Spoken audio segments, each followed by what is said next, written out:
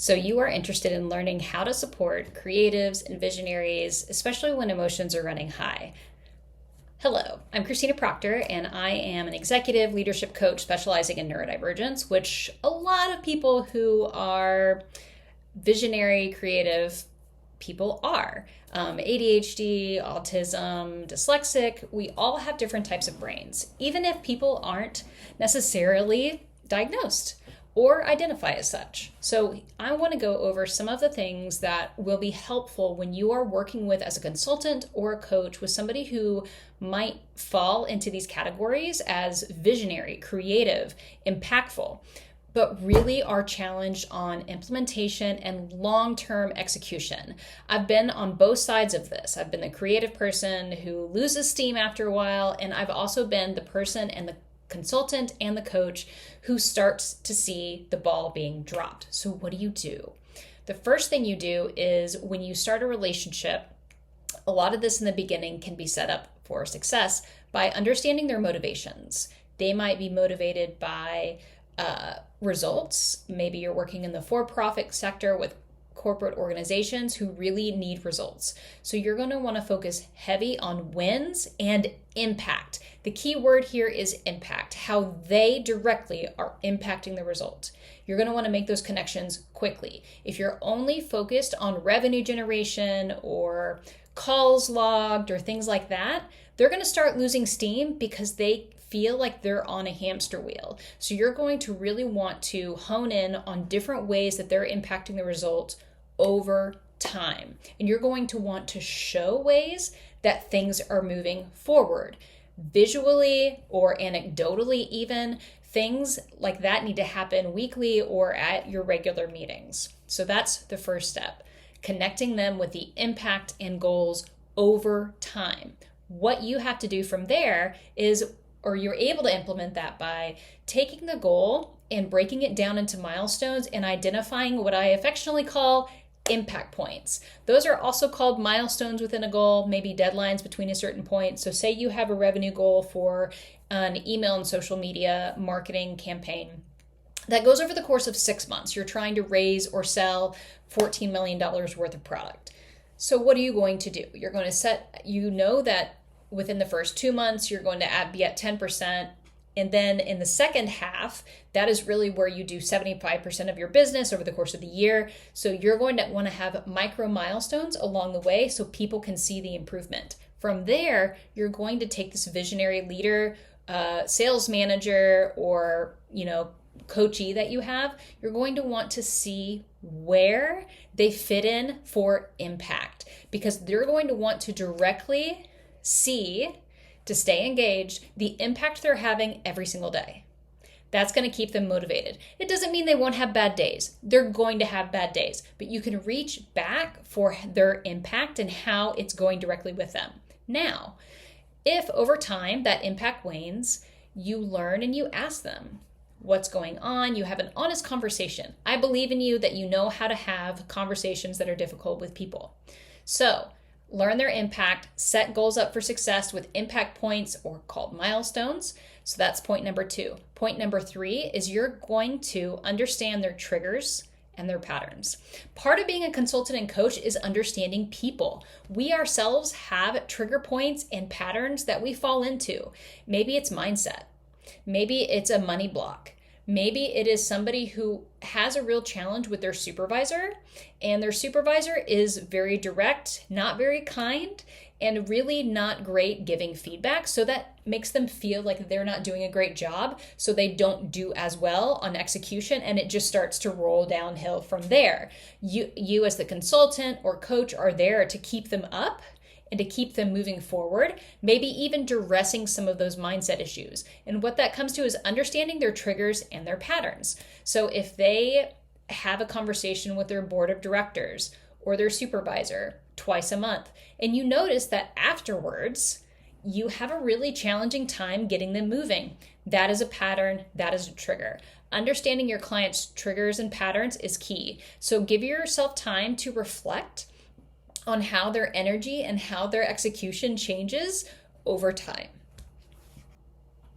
From there, we want to give you the opportunity to explore coping strategies, for you. The best thing you can do for your clients when you go into session is to emotionally regulate before you go in. You leave your stuff at the door. You bring your perspective. You bring your experience. You don't bring your own trauma. You don't bring your own biases. And that takes practice. And that's okay. We all have experiences we can share with others. And we have to know the time and the place to do that. I have ADHD and dyslexia. I am guilty as much as the next one of oversharing. I have to keep myself in check. Don't always hit that right on the head, but sometimes I really do that very well. And you do that by regulating before you go into a session or a meeting or a strategy session. Because if you go in with very high emotion, even if you're super excited, you can be excited to be there and still be calm. Because if you're overly excited, it will overwhelm. Or if you are just monotone and not really helping them get along in the day, you're going to have a challenge getting people moving. That doesn't mean if you are somebody who is neurodivergent, who is pretty monotone in their execution, that you can't be effective. Not saying that. What I am saying is it's important to emotionally regulate so you're not putting your dysregulation on others. It's really difficult to lead and coach and consult when you are emotionally dysregulated. So knowing how to regulate during a session as well as before and after is key. The next, number 4, is all about reflection and consistency. As somebody with ADHD, consistency is not my favorite word.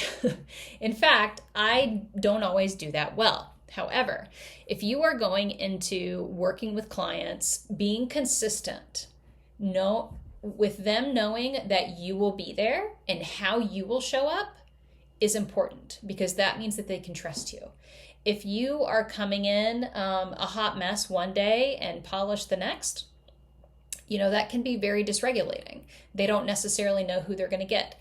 This does not mean you can't wear a sweatshirt on Zoom one day and have a blazer on the next day. I am that person. What this does mean is that they can expect you to come in prepared, ready to go, thoughtful, and intentional. So that's what you're going for, the intentionality and the preparedness for the session, for the consult. Because they're not there necessarily to do all of the heavy lifting. You're there to help them. That's why you were hired. So going in consistently and being prepared and regulated and ready to support them in the means that they need to be supported. From there, tip number 5, and this is the last one for this video, is to actually prepare expectations with an agenda. I'm a big proponent and supporter of the 3 Ps: purpose, process, payoff. Look it up. I'm not going to go over it right now. And using that for every single meeting. So purpose really gives people the intention and about what the meeting's about. Process tells them who's expected to do what and when, because a lot of times people will get into meetings and ask somebody randomly what a status update is. They're not there. Maybe they want to be better prepared. They want to bring numbers. They want to bring background. You put them on the spot, they're not necessarily going to come regulated to a meeting because they just spent 5 hours preparing because they don't know what you're going to ask. By the way, that's not power. That's really borderline terrible ways to manage because there's wasting company time preparing for something that may not even happen in a meeting that isn't going to move any type of business needle, by the way. So purpose, process, understanding the way and order in which the meeting's going to go. Seriously, look up purpose, process, and now we get to payoff. What is the goal of the meeting?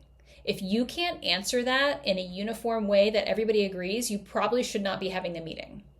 So you as the consultant and coach going in and setting expectations about what the session looks like, what the consult looks like, so people can go in and not feel really stressed about what the expectations are. Some people go in and they're like, oh, this is new and novel, wonderful. And then other people might go in and say, I am super stressed because I don't know what to expect. I don't know how to prepare, and I'm not quite sure what you expect of me.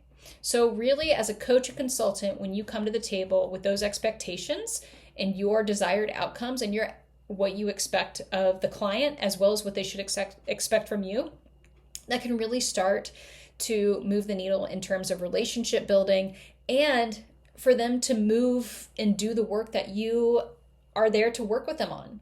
Because if they know when they go into the session that they are going to have to report out on what they've done or what they've not done, they're going to be held accountable in those moments. Most people are going to sit there and say, I did it, even though I did it 20 minutes before, you still did it, you got it done. So you're moving the project forward. If people don't, you know that you can go back to impact. You can go back to troubleshooting with them with permission.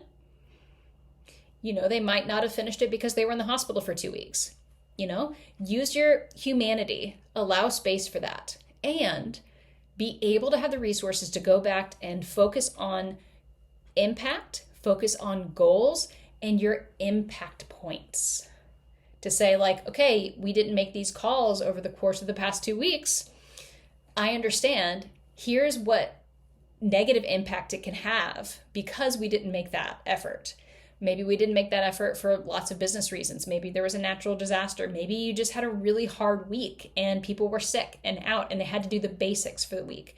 Now we know that we either need to adjust expectations or have a really hard conversation about what making that stuff up looks like. So as sales managers, as leaders, as consultants, as coaches, pivoting is an important part of that. And so if you know where you are, you can make a plan if you're not there yet. But if you don't have a plan, if you don't have an impact, if you don't have goals, people are going to start to meander to things that are more interesting and more impactful for them in the moment. So keep people on track with these 5 steps for supporting creative and visionary leaders in organizations.